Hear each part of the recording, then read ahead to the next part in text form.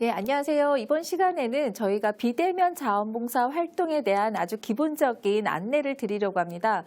요즘 여러 가지 AI도 발전되고 실제로 1인 가구도 많고 실제로 직장인이든 이 자원봉사 활동을 하기에 오프라인으로 장시간 활동하는 것에 대한 부담을 가지신 분이 상당히 많습니다. 그래서 비대면 자원봉사 활동이라는 것이 많이 활성화는 되고 있는데 주변에 어떤 활동이 이루어지고 있고 또 어떻게 해야만 여러분들이 그 1365 안에 시간 기록이 되는지에 대해서 간략히 설명을 드리도록 하겠습니다. 우선은 아마 여러분 시간 되시면 저기 QR코드를 한번 찍어 보셔도 좋고요. 나중에 여유 되실 때 한번 또 들어가 보셔도 좋은데 요즘은 저희가 홈페이지라든지 그다음에 오프라인과 관련된 어떤 전시회들도 많이 하죠. 사진 전시도 많지만 상시적으로 늘 언제나 들어와서 볼 수 있도록 그리고 한 가지 주제를 계속 아이템을 모아두는 장소로 여러 가지 QR코드로 온라인 전시관이라는 걸 열고도 있습니다. 우선은 이 온기나는 보이시죠? 이 로고 이 부분은 저희가 2023년도부터 행정안전부와 전국에 있는 자원봉사 센터가 기획 주제로 삼고 저희가 한 5년 정도 앞으로도 많이 활동할 계획인데요. 실제로 이 온기나눔과 관련된 여러 가지 자원봉사들의 어떤 사진들이 이 QR코드 통해서 들어가시면 전시관처럼 이렇게 한번 둘러보실 수가 있어요. 그래서 색다른 경험으로 한번 추천을 드립니다. 아마 이런 비대면 자원봉사 활동이란 것은 너무 어렵게 생각하지는 않아도 되는데 우선 대신에 우리가 일반적인 전통적 자원봉사라 했을 때 정해진 시간에 여러 사람이 함께 모여서 그다음에 누가 인솔해 주고 내가 찾아갔을 때 기관에서 나한테 오리엔테이션을 해주고 내가 할 것을 그날 당일 알려주고 이러한 여러분이 일반적으로 경험해봤던 자원봉사의 흐름과는 좀 다릅니다. 그래서 어떻게 보면 젊은 세대와 내가 혼자서 무언가를 직접 하는 것에 익숙하신 분은 이 비대면 자원봉사가 오히려 더 낫다. 왜냐하면 편리하고 여러 가지 어떤 의사 결정을 내가 먼저 할 수 있고 선택할 수 있어서 더 좋다라고 하신 분도 있고요. 뭔가 안내가 오고 실제로 사람들과 모이는 활동이 적다 보니 이거 자원봉사 활동의 어떤 매력적인 요소가 덜하다라고 표현하신 분도 있습니다. 비대면 자원봉사 활동을 무조건 추구하는 바는 아닙니다. 왜냐하면 자원봉사 활동 목적 자체가 사람 간의 신뢰와 그다음에 우리 공동체성을 높이는 어떤 사회적 목적을 두고 있기 때문인데요. 대신에 활동이 줄어드는 것보다는 누구라도 접근할 수 있도록 다양한 비대면 활동을 개발하는 것을 저희는 또 목적으로 하고 있습니다. 그래서 비대면 활동이 과거에 정해진 시간에서 좀 내가 가능한 시간에 짧더라도 해보자. 그리고 온오프 병합된 방식으로 접근성을 높이자는 의미를 부여하고 있습니다. 그렇다면 이 비대면 활동이 어떤 게 들어가냐면 오히려 기존에도 하시던 활동이 많이 들어가요. 번역하고 통역하는 거. 그전에도 하셨지만 이거를 대면 활동이다라고 표현하지는 또 잘 않게 되고 또 상담과 멘토링도 온라인으로 멘토링하는 사업이 많이 늘어났어요. 그리고 서류로 이렇게 주고받으면서 상호 소통하는 방식, 그다음에 우리 사회의 다양한 감시 기구 역할도 하고 여러분들이 정보도 이렇게 제공하고 여러 가지 그런 부분에 모니터링하는 거, 그다음에 1인 캠페인도 있고 어떤 주제를 주고 다중이 동시다발적으로 하는 캠페인 형태, 그런 부분도 여러분들이 원한다면 온라인상의 캠페인도 가능하고 거리에 나가서도 가능하지만 그것이 직접 대면을 해서 하지는 않는다는 것에서는 비대면 자원봉사로도 이야기해 볼 수 있습니다. 그리고 다양한 전문 기술을 가지고 있는 것을 가지고 우리가 직접 사람에게 사는 서비스가 아니라 기관에 대한 어떤 홍보물을 제공한다거나 내가 인터넷에서 서치를 한다거나 인터넷에 올릴 수 있는 여러 가지 홍보물을 만들어주는 활동들, 그런 전문 기술 제공하는 비대면 활동도 충분히 재택에서 가능한 부분이고요. 그리고 또 코로나나 이런 재난재해 때 실제로 재난 피해자를 만나기보다 우리가 뭔가 기부물품을 만들어서 보내는 거, 실제로 기부물품을 포장하는 거, 그런 부분까지도 우리가 비대면의 자원봉사로 볼 수 있습니다. 그래서 새로 생겨난 영역도 있고요. 기존에 있는 것에서 우리가 대면과 비대면으로 분류해 보면 이렇다라는 말씀을 드립니다. 그다음에 활동 인증 기준에서 중요한 포인트가 있어요. 원래 원칙은 비대면 자원봉사 활동은 시간 기록보다는 활동 인증이라는, 그 활동을 했다는 건 증명해 드리지만 시간으로 1365에 기록되는 것은 원칙으로 하지 않습니다. 대신에 그것이 공공성이 있거나 목적과 방식이 점점 좀 전문적이고 프로세스가 아주 증명이 된다면 실제로 자원봉사로 기록 관리해 줄 수가 있죠. 그래서 그에 대한 계획, 결과가 증빙이 돼야 되고요. 그것을 또 점검할 수 있는 자원봉사 센터에 사전 등록돼야 되는 이 절차를 거친다면 실제로 비대면 자원봉사 활동도 활동으로 기록될 수 있습니다. 그렇다 보니 이 영상을 보시는 분들은 내가 다양하게 밖에서 나갈 시간이 없으면 어떠한 주제로 비대면이든 혼자서도 할 수 있는 거 아니면 언제든지 할 수 있는 주제가 있다. 대신에 그것을 시간으로 기록받기 위해서는 여러분들이 전문가가 아니어서 센터에 문의하셔서 이 프로세스를 거치도록 도움을 받으셔야 돼요. 그래서 이런 주제로 활동을 하고 싶은데 이게 1365 내에 기록되기 위해서는 어떻게 절차를 거쳐야 되는지 실제로 설명을 듣고 상담받으시는 게 제일 정확할 것 같습니다. 그렇다면 지금부터는 그래도 대구 관내 저희가 기관마다 사업마다 조금 마감 기간은 다를 수 있지만 2025년도 기준에 유지하고 있는 비대면 자원봉사 활동을 소개해 드리겠습니다. 세세 나눔이란 용어는 처음 들어보셨을 수도 있는데요. 우리가 물건을 나누는 아나바다 뭐 이런 거 많이 보셨을 거예요. 그 대신 이렇게 새롭게 좀 생각을 해봤어요. 우리가 썼던 거 아껴서 실제로 아껴 쓴 거 깨끗한 거 나누는 것도 좋습니다.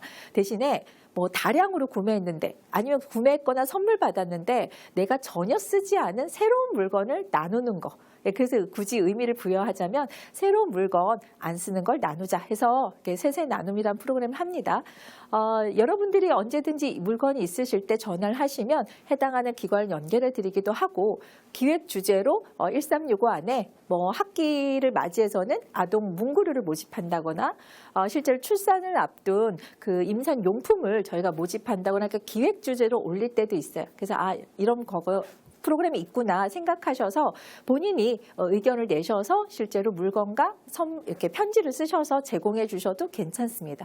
그다음에 두 번째는 그냥 환경과 관련된 프로그램이 대체로 비대면으로 혼자 실천할 수 있는 전략들이 많습니다. 그 중에 하나가 이 양말목 활용해서 뭐 네이클롭을 만들든지 카네이션을 만들어서 어떤 선물용으로 대체할 수 있게 사회복지기관에 보내는 활동들이 있고요.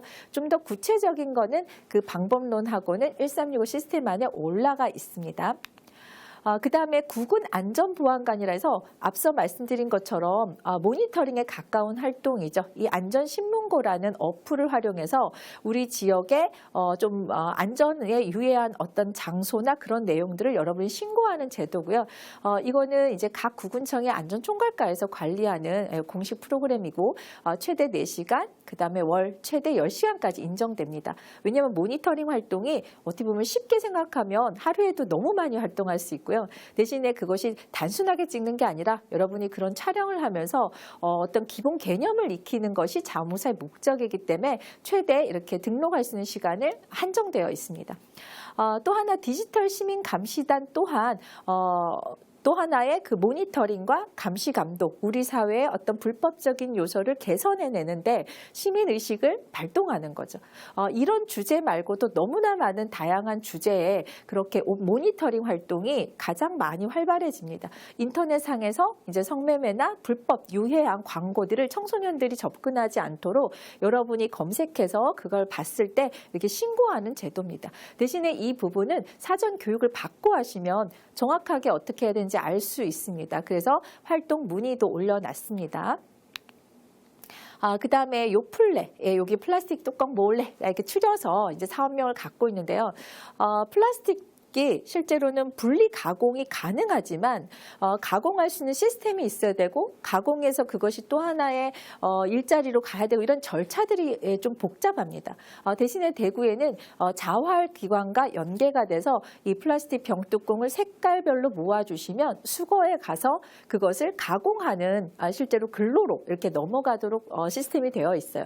그래서 플라스틱 병뚜껑을 모으시고 대신에 세척을 잘 하셔서 이렇게 함이 각각 구군 자원 자원봉사자원봉사 센터와 대구 관내 여러 기관에 배치되어 있는데요. 위치를 찾기 어려우시면 그냥 자원봉사 센터로 제출하시면 이렇게 여러분이 직접 오셔서 이렇게 주말에도 주부분 대부분 입구 안에 설치가 되어 있습니다. 이렇게 병뚜껑을 넣으시고 QR코드로 따라서 여러분이 활동하신 것들을 사진을 올리는 식으로 기획되어 있습니다. 그래서 쓰레기 문제도 좀 더 동참하고 직접 생활을 실천을 개선한다는 의미로 한번 참여해 보시면 좋을 것 같습니다.